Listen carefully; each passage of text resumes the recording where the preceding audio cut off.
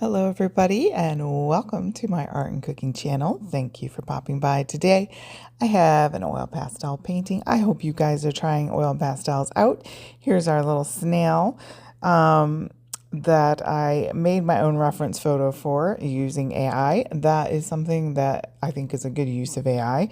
And that way, if you're not finding a picture of I wanted to paint a snail, and you can just have AI help you out there for a snail. That way you can get the kind of proportions and whatnot.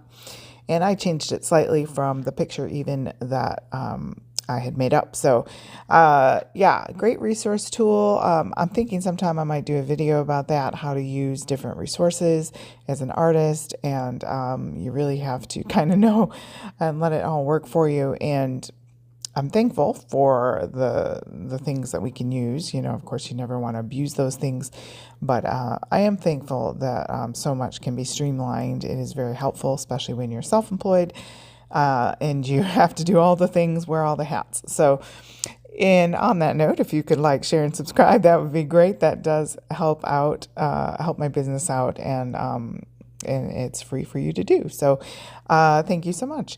If you could also hit the links below, that would be helpful as well.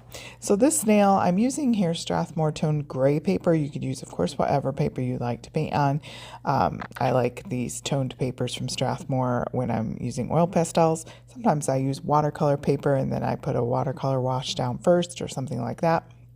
But this, I'm trying to do the sort of little stripy on the curly, you know, how they swirl there, and then they have the lights were kind of reflecting off of his shell. And then for the snail part, of course the gray, you can't see as well here on the gray paper, but you do eventually. So going in with grays, I'm using my Mungyo gallery. Trying to think of what's on my table right now. This is a Maynard, I think, and I have a set coming that's a large set, so I'm going to be looking at that. I actually kind of like these. My favorite is Paul Rubens Haya and Mungyo Gallery. Outside of being able to afford Sennelier, I think those are your two. If you can only get two brands, get those. But yeah, this Maynard is actually turning out to be a nice brand as well. So, and then if you want something a little harder, maybe for an underlayer, if you didn't want to use colored pencils or something like that, you could use like the Pentel. Ones are a lot harder, and even soft pastels you could use as well. So anything to kind of get an underlayer if you can. So I'm just trying to build up now.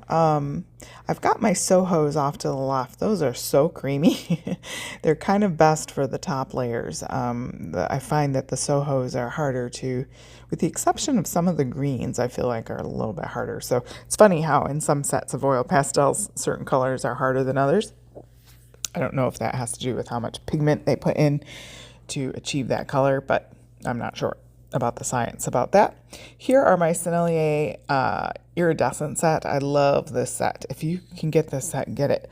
It is the shiniest colors. It's hard, the video doesn't do it justice in person, especially the silver. Usually gold's my favorite, but the silver in this set is absolutely amazing. And well done, Sennelier.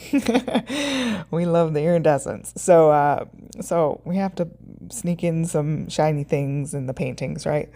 Makes it fun. And so yeah, I've already made a pattern paper from him. For like you could use for digital paper or fabric or wallpaper, like at my Spoonflower shop. And yeah, thanks for joining me for this snail. He was fun. Thanks, and I hope you check out all the links. Please don't forget to like, share, and subscribe, all the things. And most of all, I hope you get into your own art supplies and have fun creating. Have a blessed day.